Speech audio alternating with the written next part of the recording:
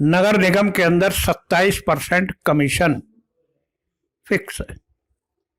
इसमें ये सभी लोग लिप्त होते हैं और किसी हद तक जनप्रतिनिधि भी लिप्त रहते हैं कि पिछला 1 वर्ष कोरोना काल लॉकडाउन में निकला, लोगों की नौकरियां चली गई, लोगों के व्यापार ठप हो गए। ऐसी परिस्थितियों में अगर भवन कर इतनी रेशों में बढ़ाया जाता है तो ये जनता के साथ अन्याय होगा। The voice of middle class में आपका स्वागत है और मैं हूं आपका होस्ट गिरीश शर्मा। मेरे साथ नगर निगम से नासिरपुर के पार्षद हिमांशु लव जी हैं और आज हम उनसे बात करेंगे कि एक पार्षद जो नगर निगम में होते हैं और जो जनता के सबसे करीबी नेता होते हैं, उनका जीवन संघर्ष कैसा होता है, किन समस्याओं का सामना उन्हें करना पड़ता है, वो जनता की एक्सपेक्टेशंस को कैसे मैनेज करते हैं। तो हिमांशु जी, हमें बताएं कि आपका एक दिन कैसा होता है। मेरा वार्ड नंबर 39 है और उसका नाम है नासिरपुर राकेश मार्ग। जो निगम पार्षद है उसकी दिनचर्या सुबह 6 बजे से प्रारंभ हो जाती, क्योंकि निगम पार्षद आम जनता की हर उस समस्या से जुड़ा हुआ है जो सुबह उठने से लेकर रात के सोने तक की समस्याएं हैं। निगम पार्षद उस हर समस्या से जुड़ा होता है। उदाहरण के तौर पर जनता का आदमी उठा सवेरे, टोंटी खोली, पानी नहीं है, उसने ये नहीं देखना कि पार्षद सोया है, जागा है, क्या है। उसने टेलीफोन उठाया, सब मेरी गली में पानी नहीं आ रहा। ऐसी परिस्थितियों में क्योंकि पानी नहीं आ रहा तो बट नेचुरल ये चीज़ है कि ट्यूबवेल खराब होगा, नगर निगम का ट्यूबवेल खराब है या ट्यूबवेल चला नहीं है या कुछ और कमी है या बिजली नहीं है। और सुबह के 6 बजे 7 बजे नगर निगम का वो अधिकारी जिसे वो ट्यूबवेल ठीक करना है या पानी की व्यवस्था को देखना है, वो भी सो के नहीं उठा होता। हम लोग उससे कहते हैं अच्छा जी ठीक है, हम देखेंगे, अभी कराते हैं इसको ठीक। लेकिन थोड़ी देर बाद ही फिर टेलीफोन बजेगा, साहब पानी आया नहीं।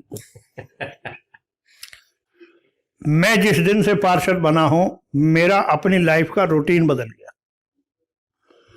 सवेरे उठता हूं, उठ के शौच वगैरह जाकर और कुल्ला बुरुश करके मैं अपने जनसंपर्क कार्यालय पे जाके 7:30 8 बजे मैं बैठ जाता हूं और लगभग 11 साढ़े 11 बज जाते हैं।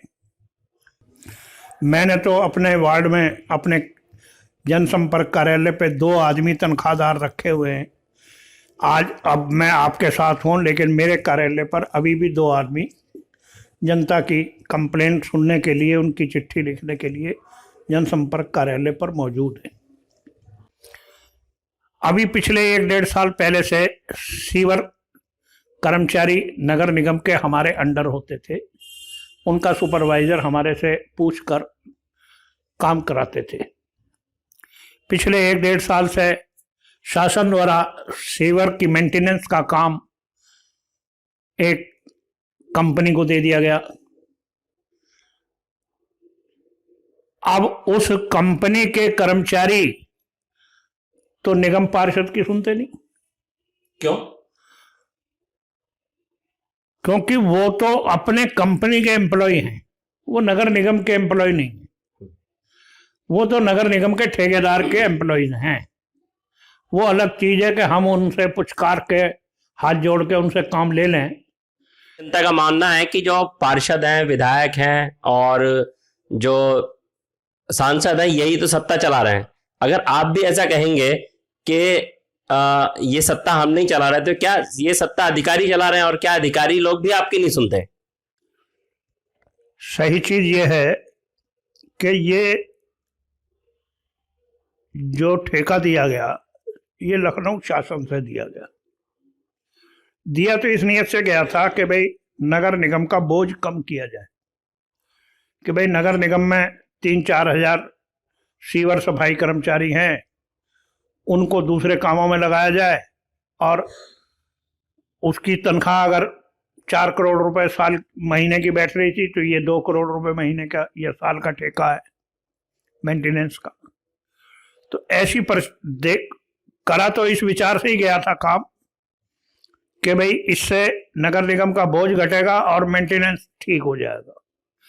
लेकिन मेरा व्यक्तिगत मानना यह है, संभवतः अधिकारी इस पे क्या सोचते हैं ये अधिकारी समझेंगे, लेकिन मेरा व्यक्तिगत रूप से ये मानना है कि जब से ये सीवर की मेंटेनेंस की व्यवस्था कंपनी के हाथों में दी गई है, तब से निगम पार्षदों को, किसी पार्षद को परेशानी नहीं आती हो वो अलग चीज है, लेकिन मेरे जैसे पार्षद जो पहली बार के पार्षद बने उन्हें निश्चित रूप से ऐसी इससे परेशानी आती है।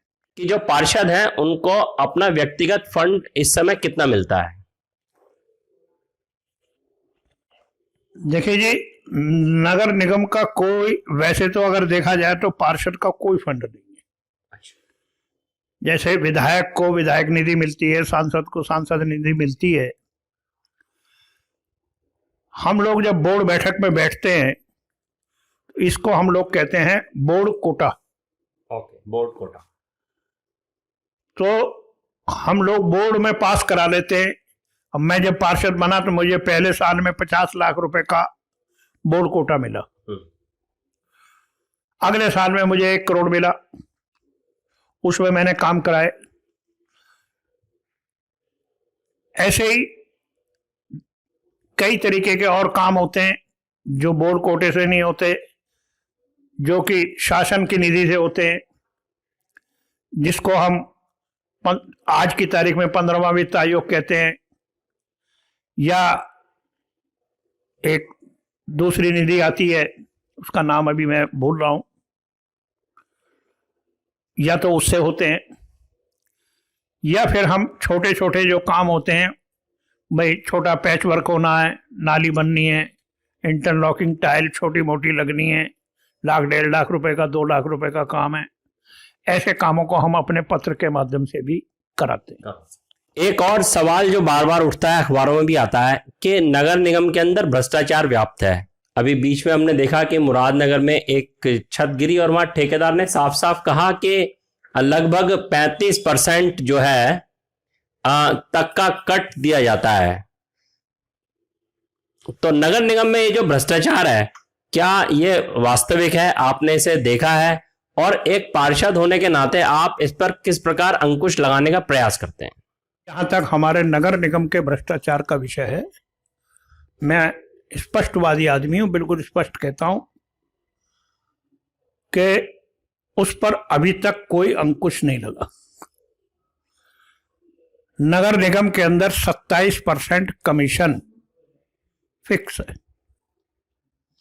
बहुत बड़ा आरोप है ये 27% कमीशन में सभी अधिकारी कर्मचारी, जेई से लेकर बाबू, चपड़ासी, चीफ अकाउंट अफसर, नगर आयुक्त, अपर नगर आयुक्त, इसमें ये सभी लोग लिप्त होते हैं, और किसी हद तक जनप्रतिनिधि भी लिप्त रहते हैं,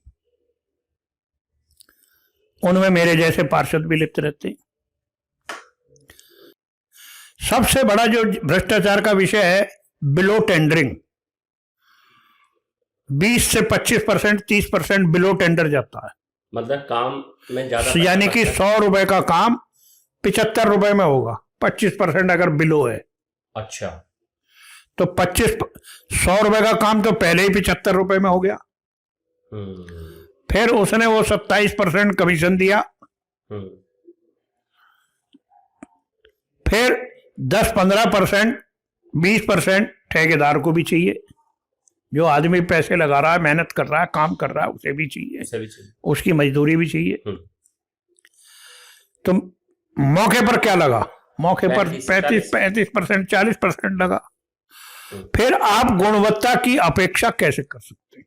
बिल्कुल सही बात है। चाहे वो नगर निगम के अधिकारीगण हो, और चाहे हमारे जैसे पार्षद हो, चाहे विधायक हो, चाहे सांसद हो, अगर हम गुणवत्ता चाहते हैं तो गुणवत्ता के लिए सबसे पहला काम है 10 से 15% से अधिक बिलो टेंडरिंग ना हो और कमीशन खोरी ना हो। तो इसी को लेकर एक और सवाल है कि अभी नगर निगम में लगभग 250 से 400% तक टैक्स बढ़ाने का प्रावधान नगर निगम लेकर आ रहा है। बीच में इसकी बात भी उठी थी, इससे जुड़ी आपत्तियां भी मांगी गई थी। क्या आपको ऐसा लगता है कि नगर निगम के पास फंड्स की कमी है काम कराने के लिए, और ये जो बढ़ोतरी की वो मांग कर रहे हैं इसके प्रति आपका क्या नजरिया है? देखिए, नगर निगम के पास आय का सबसे बड़ा साधन भवन कर है। हालांकि नगर निगम भवन कर, जल कर और सीवर कर, ये 3 तरह के कर नगर निगम लेता है। सीवर कर, सीवर की मेंटेनेंस पे खर्च हो जाता है। वाटर टैक्स, पानी नगर निगम पीने का पानी उपलब्ध कराता है, उसकी मशीनरी लगाता है, ट्यूबवेल लगाता है, उसके ऊपर खर्च होता है। तनख्वाहें बांटने के लिए, विकास के काम करने के लिए नगर निगम की सबसे बड़ी आय का साधन भवन कर है। इसमें कोई दो राय नहीं है। सरकार से जो एड मिलती है, ये जो आप यहाँ पर रजिस्ट्री कराते हैं, स्टैम्प ड्यूटी लेते हैं, स्टैम्प ड्यूटी में 2% नगर निगम को विकास कार्यों के लिए मिलता है। लेकिन भवन कर को इस रेशो में बढ़ाया जाना चाहिए। आज भवन कर जो बढ़ाया जा रहा है, मैंने जो आपत्ति लगाई थी 227% से लेकर 450% तक हाउस टैक्स बढ़ रहा है, ये निहायत ही गलत है। और ऐसी परिस्थितियों में कि पिछला 1 वर्ष कोरोना काल लॉकडाउन में निकला, लोगों की नौकरियां चली गई, लोगों के व्यापार ठप हो गए। व्यापार ठप होने में मैं भी उसी का शिकार हूं। मेरा रियल एस्टेट का काम है। आज रियल एस्टेट लगभग ठप हो गया है। बिल्कुल। ऐसी परिस्थितियों में अगर भवन कर इतनी रेशो में बढ़ाया जाता है तो ये जनता के साथ अन्याय होगा। आज भी गाजियाबाद नगर निगम सीमा क्षेत्र के अंतर्गत ऐसे बहुत से क्षेत्र हैं जहां पर हाउस टैक्स लगा ही नहीं है। कच्ची कॉलोनियों में नगर निगम की तरफ से सड़क, सीवर, पानी, बिजली, सारी सुविधाएं उपलब्ध कराई जाती, लेकिन हाउस टैक्स के नाम पर उन कच्ची कॉलोनियों में कोई हाउस टैक्स नहीं लगता। हमने कई बार बोर्ड बैठक में इस बात को, सवालों को उठाया। नगर निगम के अधिकारीगण ये बात कहकर छूट जाते हैं कि जी वो कॉलोनी अभी हैंड ओवर नहीं हुई। ठीक है, वो कॉलोनी हैंड ओवर नहीं है, तो जब उस कॉलोनी के अंदर नगर निगम सड़क, सीवर, पानी की लाइन, स्ट्रीट लाइट का काम, नाली खड़ंजे का काम जब नगर निगम कर रहा है तो उस पर हाउस टैक्स भी लगना चाहिए। नगर निगम सीमा क्षेत्र के अंदर जितना देहात क्षेत्र है, उस पूरे देहात क्षेत्र में सफाई कर्मचारी भी जाते हैं, सारा विकास के काम भी होते हैं, लेकिन हाउस टैक्स नहीं लगा। मेरा कहना यह है कि शहरी आबादी पर आप इतना बोझ डाल दें सड़क हाउस टैक्स का, और उन ऐसी कॉलोनियों में जहां अभी तक हाउस टैक्स नहीं लगा, उन जिन मकानों पर हाउस टैक्स नहीं लगा, हालांकि नगर निगम ने पिछले दिनों कहा था कि 1 लाख से ज्यादा मकान ऐसे हैं जिन पर हाउस टैक्स नहीं है। जब नगर निगम 1 लाख से ज्यादा के मकानों को स्वीकार कर रहा है कि उनके ऊपर हाउस टैक्स नहीं है, तो मेरा मानना यह है कि पहले तो 1 लाख मकानों पर हाउस टैक्स लगा लो। ज्यादातर अधिकारीगण घूम फिर के शहरी क्षेत्र पर हाउस टैक्स बढ़ाकर अपनी जिम्मेदारी से इतिश्री कर लेते हैं। बहुत ही अच्छी बातचीत रही है हिमांशु जी के साथ। तो अंतिम सवाल मैं आपसे पूछूंगा कि जनता से आप क्या एक्सपेक्ट करते हैं जिससे कि आपका काम बेहतर रहे, आपका वार्ड अच्छा बने? देखिए जी, जनता जिस प्रकार हमारे से अपेक्षा रखती है कि भाई हम पार्षद को ये काम बताया तो ये काम तुरंत होना चाहिए। हम लोग भी जनता से ये अपेक्षा करते हैं कि पहला कि जो काम आपने बताया उस काम के लिए, क्योंकि हमें नगर निगम के अधिकारियों से काम लेना होता है और उसकी एक प्रक्रिया है। प्रक्रिया पूर्ण होने में लगभग 1 महीने का समय लग जाता है। दूसरा, वार्ड की साफ सफाई। हालांकि सफाई कर्मचारी अपनी ड्यूटी पूरी ईमानदारी से करते हैं, लेकिन जनता को भी अपनी जिम्मेदारी समझनी चाहिए।